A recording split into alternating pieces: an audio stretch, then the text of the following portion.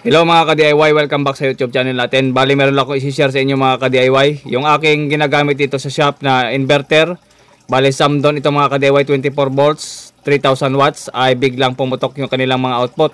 Yung ating mga MOSFET ay biglang pumutok at biglang nag-shutdown yung aking kuryente. Yung ginagamit kasi natin dito sa shop is itong Samdon at 3000 watts, 24 volts or Samdon 24 volts, 3 kilowatt. So pumutok yan mga ka-DIY at biglang nawala ng power. Para sa mga Samdon user at para na rin sa mga One Solar, SNAT or SNADI, halos magkakaparehas lang mga ka-DIY yung mga nito, mga function nila at sa board is hindi sila nagkakalayo. Kaya kung isa ka sa mga inverter na nabanggit ko ay panoorin mong video ito mga ka-DIY para magkaroon ka ng idea kung paano mag-repair ng mga Samdon, lalong-lalo na dito sa 3 kilowatt nito. Ang mga board nito is nagkakahawig lang. At doon naman sa mga 1 kilowatt, kagaya ng mga naunang nabanggit ko na mga inverter is magkakahawig lang po ang kanilang mga laman. At pwede silang i-convert kung depende na lang mga ka-DIY kasi wala pa tayo dun sa part na pag-convert. Dito lang muna tayo sa pag-share ko sa inyo kung paano mag-repair ng mga Samdon na walang power or biglang shutdown or biglang pumutok yung kanilang mga Samdon, biglang nawala ng power or ng mga nag-i-error. Yan. So isi-share ko sa inyo mga ka-DIY kung paano mag-repair. Doon sa mga magtatangka mag-repair sa mga inverter is dapat kompleto at sapat ang kagamitan na gagamitin nyo at higit sa lahat is kailangan nyong aralin yung electronics bago nyo gawin yung mga ganitong klase ng pagre-repair. Bago nyo galawin yung inverter, kung hindi kompleto ang gamit nyo, wag nyong bubuksan at ibigay nyo na lang doon sa mga tunay na mga technician o mga legit na mga technician.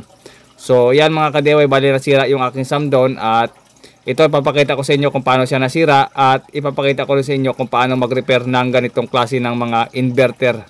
Solar inverter. Ayan mga ka-DIY, tara. Bale ito nga pala mga ka-DIY is upgrade na ating inverter, 3 kilowatt na upgrade. So yan ang nangyari mga ka-DIY. Napakaraming langgam at napakaraming mga maliliit talaga ng makulay pulang langgam. At dito sa side ito, yan, putok yan oh. Sa gilid na yan, putok na kagad yung MOSFET natin. Nakita ko na kagad. Tapos dito sa ilalim, nandiyan naman yung mga langgam na nakapakarami. Yan, bali isang grupo ng langgam na tumungtong talaga doon sa mga paa ng MOSFET. Yan o, napakarami yan mga patay. Bali, pumutok dyan yung MOSFET natin at dyan yung nakabilog yung mga langgam. So, napakarami nila. Parang nagumpukan silang lahat at dyan nag-short yung mga paa ng mga MOSFET. So, yan dahil sa langgam mga ka-DIY is nadali yung ating inverter or yung ating solar inverter. Pumutok yung mga output, pati yung mga resistor is nagsiputukan na rin at nag-change value. Mamaya ipapakita ko sa inyo kung saan banda yung mga dapat natin galawin. So yan, bali tinanggal muna natin yung takip ng Samdon. Hindi ko napakita kasi nga medyo na late yung video natin. Pero tinanggal ko na lang yung pinakatakip nito para mabilis ko lang maituro sa inyo. Yan, pull out muna natin to. Doon tayo sa mesa magkakaalaman. So ito mga ka-DIY, tinanggal na namin yung supply. Yan, pati yung mga langgam, nakikita nyo yung langgam, napakarami niya no. Yan, gumapang dyan sa ating solar inverter. Tapos dito naman, pati itong aking ACC or ating solar charge controller is hindi na rin nakaligtas. At yan, napakaraming langgam. Yan, bali binuksan ko yan. Yan, binuksan ko na yan no, sa itaas, napakarami. Ayan, so dito sa loob is, yan, kung ano yung nakikita nyong langgam dyan na napakarami, is ganun din doon sa kabila, sa solar inverter, kasi ginamitan ko na yung hangin yun sa kabila, or ginamitan ng blower natin, kaya medyo kunti na lang langgam. Kung huli ko na kasi ito napansin mga ka-DIY, napakaraming langgam talaga. Yan, bali binunot muna natin yung pinaka LCD nya at yan, bali bugahan natin to ng hangin. So hindi ko na pinakita mga ka-DIY, nilinisan ko lang muna yon. Bala ito yung inverter, tamang-tama andito si si Bro Ramil. So habang dito kami sa shop is pinagtulungan na namin tanggalin itong mga MOSFET na to. Bale ano pa nga ito mga ka-DIY, bale 20 pieces ito na mga MOSFET. Ayan, bale short yan, tinis na namin kanina. Pero mamaya yan, bale dalawa kami nagbunot yan.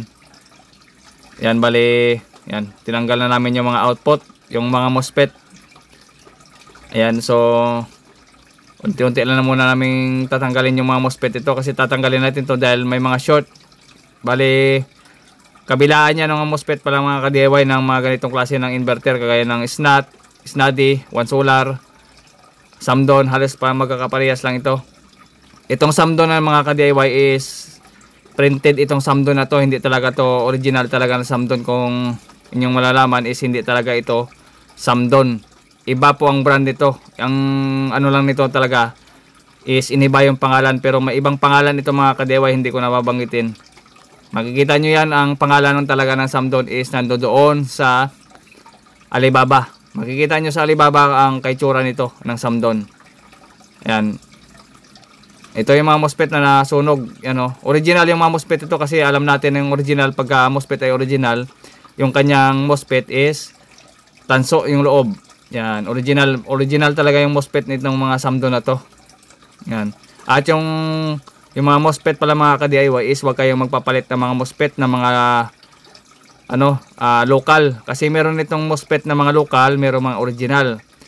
Pag mga genuine parts is medyo mahal talaga. At yung mga local is alam natin na mura lang. Pero kapag magpapalit kayo nito is medyo nyo na grab nyo na yung pinaka genuine parts. Huwag kayong magtipid sa mga parts pagdating dito.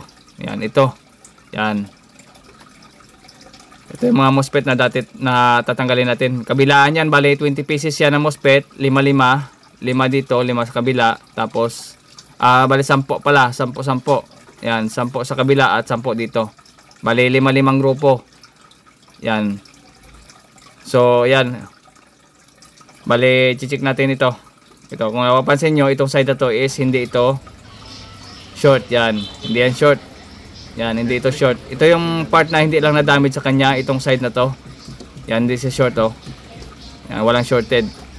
Ang may shorted dyan is yung dito sa kabila na side at saka doon sa bandang itaas. So malapit sa drill, doon na mga part. Ayan, ito yung mga short. Yan, short yan. Short yan. Yan. So tatanggalin lahat talaga yan. Isa-isahin talagang i-check yung mga MOSFET. Kailangan isa-isa. Pagtanggal ng mga MOSFET, tatanggalin lahat yan. Walang maiiwan kahit isa. Pati mamaya makikita nyo sa monitor kung saan banda yung ito trouble pa. Kasi yan ang unang trouble natin. Yung mga MOSFET is unang-unang tatanggalin natin kapag nagkaroon ng mga putok. Yung mga MOSFET tatanggalin lahat yan. Pagkatapos matanggal ng mga MOSFET, ang susunod natin is itong mga SMD resistor na mga kasama nya. Yan, bali itong MOSFET na to is meron itong mga SMD resistor sa kanyang mga paa. So i-check natin yon. Gaya yung mga 10 ohms na mga resistor nito at saka meron pa mga kasama. So ubusin natin yon. Ubusin natin yon sa pag-check para malaman natin kung may mga nag-change value ng mga resistor. Ang kagandahan dito is meron siyang kapier sa kabila, meron siyang kaparehas na mga resistor kung sakaling masunog yung mga resistor sa MOSFET natin. So pwede pa natin itong ma-recover yung number ng MOSFET dahil yung kabila kasi nito is halos kaparehas lang ng setup. Kaya kung masunog yung kabila nito or pumutok yung mga resistor, meron pa tayong mga na resistor na SMD na halos kaparehas lang sa kabila. Kaya huwag kayong matakot na pag pumutok yung mga resistor nito o mag-change value is nakaprint naman dyan sa itaas ng pinaka-resistor natin yung value talaga ng resistor. Ayan, so pinagtatanggal na namin itong mga MOSFET. Ayan. So bari sa online nga pala ako ma-order sana mga ka-DIY or sa alam niyo naman yung dalawang online natin is or Shopee or Lazada, pwede tayo umorder ng mga MOSFET kasi minsan baka ang mabigay sa inyo is yung mga peke or yung mga hindi talaga genuine parts. Mura nga pero isang kabit lang baka maputukan na kaagad kayo. So sayang lang yung pera nyo. So mas maganda is mag-order talaga kayo doon sa mga legit na mga store o legit na mga technician. Bali na-order ko kasi yung mga MOSFET ito, genuine talaga kay Sir Lim. Yan, so shout out kay Sir Lim at maraming salamat kay Sir Lim. Lagi yan, nasa grupo din na yan ng, nasa group din natin yan or nasa group yan ng ating solar DIY si Sir Lim. Si Sir Lim is yan ang pinagkukunan ko ng pyesa. At dito naman mga ka-DIY yan ng pan, ng original na pan. Kailangan yung orderin yan, yung pan na yan. At ito naman yung dalawang grupo ng MOSFET natin. Yan. Bali binili ko agad itong MOSFET na to. Ito yan. Yan. Ito yung mga naputok. Ito naman yung mga MOSFET natin na bago. Ayan, bali dalawa yan. Bali dalawang set yung in-order ko. Kung sakaling masiraan tayo ng isang set, meron pa tayong isang set na reserba. Kaya yan, mamaya papakita ko sa inyo kung anong number ng MOSFET na yan. Ito yung mga yan, baka mag change value yan ng mga maliliit na resistor, yung mga 10 ohms. Yan ang mga maliliit natin na mga SMD resistor. Kailangan yung suyurin yan bago nyo lagyan ng panibagong MOSFET. Kasi kapag hindi nyo sinuyod at saka mag change value dyan, o baka mag error pa rin yung inyong samdon or inyong mga inverter. Yan, so dito yan yung mga gilid na yan, pati yung dalawang resistor na yan na malalaki, check nyo rin yan, pati itong mga maliliit. Suyurin nyo yan bago kayo maglagay ng output. Bago kayo maglagay ng mga MOSFET, kailangan nyo masuyod yung mga SMD resistor. Yan, sa issue nito sa inverter natin is walang nag-change value dyan. Medyo okay yung mga resistor lahat. Ito lang talaga yung mga nasira, yung mga MOSFET. At meron na mga nag-change value dyan. Mamaya papakita ko sa inyo kung saan part yung mga nag-change value na mga resistor, para sa sunod na mag-trouble is meron kayong idea or meron kayong susundan kapag nagkaroon ng trouble ng inyong mga solar inverter. Malaking tulong yung mga ganitong klase ng video kasi nga ito ay makakatulong doon sa mga technician natin na hindi pa gaanong alam yung trouble. May kunting alam sa electronics pero hindi gaanong alam yung trouble. Pero mamaya sasabihin natin sa inyo. So ganito lang mag-check yan ng MOSFET. Yan.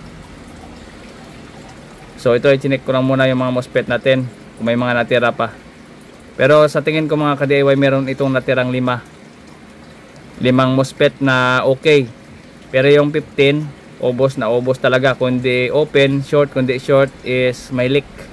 So ito mga ka-DIY, sira na rin ito. Yan. Wala na rin to. Sira na yan. Tapos ito naman isa. Yan. Check natin. Yan. So bali wala na itong mga ka-DIY yung isa. Open itong isa. Yan. Wala talagang contact. Yan, walang contact. Open yan, open. So sira yan mga ka-DIY. Ito naman isa. Yan, open na rin yan. Ito isa, tingnan natin. So ito mga ka-DIY, nag-buzzer lahat. Yan, nag-buzzer. Ibig sabihin is short yan. Short. So shorted yan. So sira na rin ito. Ang ganitong klaseng pag-test mga ka-DIY is meron itong on and off ang ating MOSFET na ganitong klase. Yan. Bali, meron siyang on and off sa kamay. Kailangan siyang ma-test gamit yung ating daliri. Gamit yung ating daliri, pwede nating ma-test yung MOSFET ito. At kung wala naman kayong pang-test ng mga MOSFET, meron naman dyan ng mga tester na para sa mga transistor na pang-tester o pang-check ng mga transistor. Pwede nyo gamitin yon. Meron naman nabibili ngayon ng mga tester na sa mga transistor. Kagaya nito, uri naman ito ng transistor. Yan. So, kaso nga lang, ito ay MOSFET. Yan. Ito yung bago natin. Una natin ang sample. Yan. Kuha tayo ng isang piraso lang para alam nyo rin kung paano mag-test. Ayan. Ito yung bago natin. Ganito dapat yung pag-check ng ating mga MOSFET. Yan. Kailangan nasa diode mode. Mas maganda yung digital mga ka-DIY na gamitin nyo na mayroong buzzer, yung ano natin, diode mode, mayroong buzzer. Yan, may reading. Yan. Kailangan yung itim natin test probe at yung pula is sundan nyo lang yung pin na pinag-check natin. Yan. Bali walang contact itong dalawa. Pag binaliktad, doon sa una mayroong diode na reading, ito wala. Pag chinarge natin yung pula dyan sa unahan at nilagay sa gitna, so magkakaroon niya ng reading. Kailangan pag tinatch natin na kamayan is magkakaroon din siya ng reading. Yan. At kailangan mag-off yan. Yan, kailangan mag-off pagka sa kamay. Yan. Magkaroon siya ng nag-on siya, kailangan mag-off din siya. So yan, hindi kasi natin mapukusan mga ka-DIY. Yan. Yan. Charge natin ng red na test prod, tapos lagay sa gitna. Yan, meron ng reading, tapos touch natin para mag-on. Yan, nag-on na siya, tapos touch natin itong dalawa sa hulihan, mag-off yan. Yan, nag-off na, nag-zero. Yan ang pag-test talaga ng MOSFET. So tuturo na lang natin yan ng napakalinaw. So dito kasi is medyo nagmamadali yung pag-test natin. Ito nga pala mga ka-DIY yung aking yung number niya, no. Ario 61. 99R. Yan yung number ng MOSFET na bago. Yan yung pwede ipalit natin. Ito kasi yung original natin, oh. Ito. Ito yung original natin. Parehas lang naman yan. Yung number niyan titingnan nyo is nando sa itaas, yung RU. Yan, RU6199R. Yan ang value niyan. Pag umorder kayo sa Shopee niyan or sa sa Shopee, kailangan is yan din yung number na i-order nyo. Tapos tingnan nyo kung original siya. Pag original, yun ang bibili nyo, or genuine ang nakapangalan sa online, so yun ang kukunin nyo. Huwag kayong kumuha ng fake. Yan, huwag kayong kumuha ng mga fake. Ito pa yung resistor na dalawa o nag-change value. Yan, yung dalawang yan, check nyo. Tapos itong transistor na to, yan o, yung 8 transistor na yan, NPN at saka PNP, yung 8 na yan, yan ang ibunutin nyo yan, isa-isa. Tapos yung gilid nyan, yan, tanggalin nyo yung mga resistor. Ihang nyo bago nyo i-test. So yun, sinaglit ko lang itinuro sa yun, para magkaroon kayo ng kunting idea. Lalong-lalo na sa mga 3 kilowatt. Bagay na bagay talaga yung mga ganitong klase ng video para sa inyo. Okay, so ito, pepesto na natin. So dito mga ka-DIY is meron pang natirang isa kasi nilagay ko na yung ibang mga MOSFET. Tapos ito meron pa isang natira ditong MOSFET yan, oh.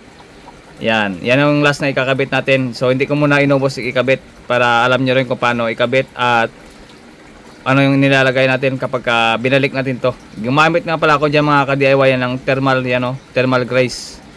Yung pinaka para mabilis mag-absorb yung init ng ating MOSFET. Yan, nilagyan natin ng thermal paste para yung init ng ating MOSFET is mabilis mag-transfer dyan sa aluminum. So abangan nyo yung upgrade natin dito mga ka-DIY. Meron pa talaga itong upgrade si Samdon na hindi pa alam ng iba. Upgrade lang meron itong upgrade mga ka-DIY, so baka magkaroon ako ng video nito kung paano i-upgrade tong Samdon na to. At hindi lang siya upgrade mga ka-DIY, so at meron pa tayong isang upgrade dito, yung upgrade naman na isa, so iba naman yon. So ito yung susunod natin na upgrade sa kanya is para sa cooling system. Pero meron pa itong isang upgrade talaga na baka hindi pa alam ng ibang mga mga DIYer. Yan. So sa cooling system is ibibigay natin yung isang upgrade na yun. So i-upload natin yung isang upgrade natin na sa cooling system. Pero yung isang upgrade pa nito na hindi siya sa cooling system belong. So baka alam na rin ng ibang technician to kung ano yung tinutukoy ko na upgrade dito. So hindi siya cooling system kundi meron pa talagang isa maliban do sa nabanggit ko. So yan, bali nilagay ko na ito mga ka-DIY, oh, yung ating MOSFET yan, oh. Yan. Yan, oh. Pagka sinipag ako mga ka-DIY at pagka nagkaroon ng trouble itong Samdon ito, baka ibigay natin sa inyo yung isang upgrade natin dito sa mga Samdon user. Yan. Tapos yan, bali nilagay natin yung lahat ng mga MOSFET. Yan.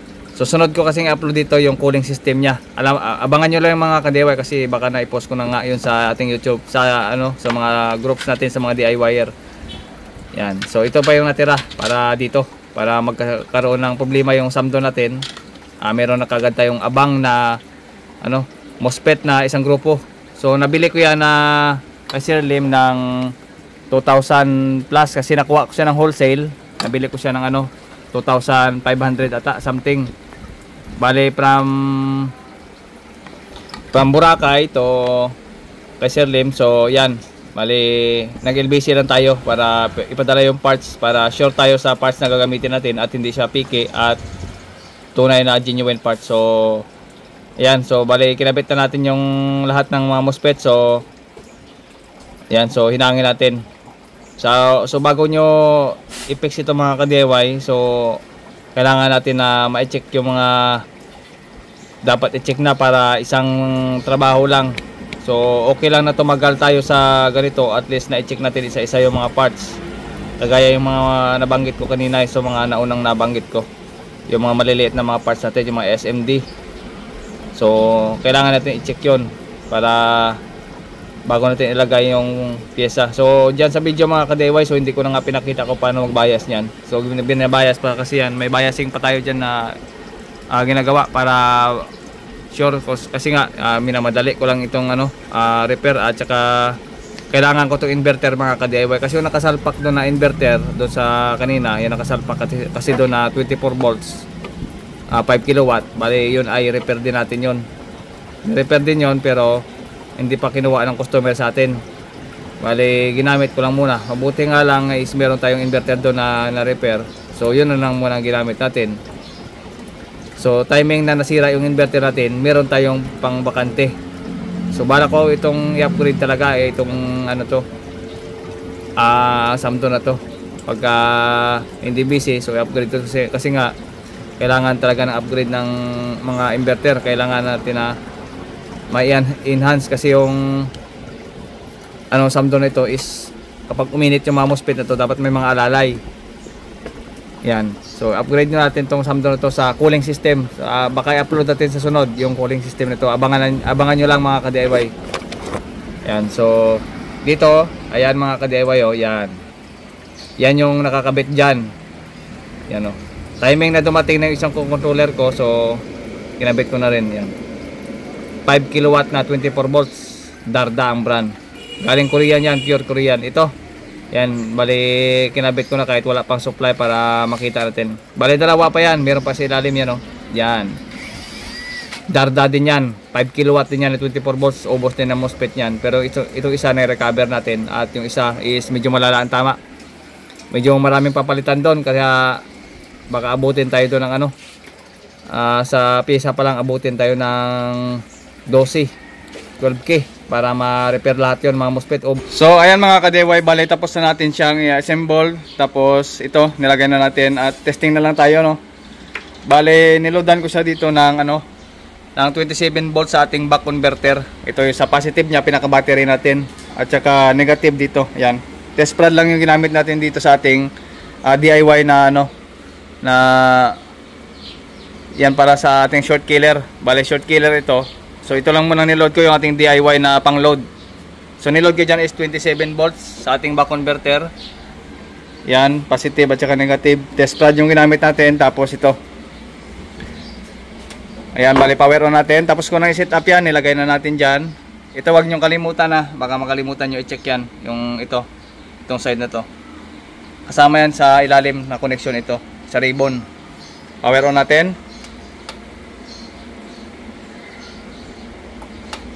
So yan.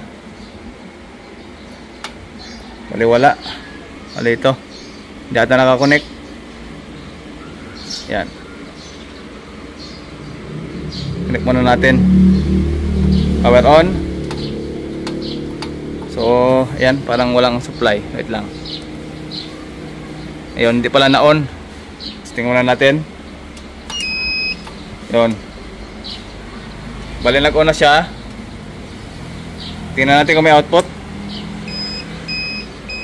Yun, buhay na yung ating LCD. Ayan, meron na.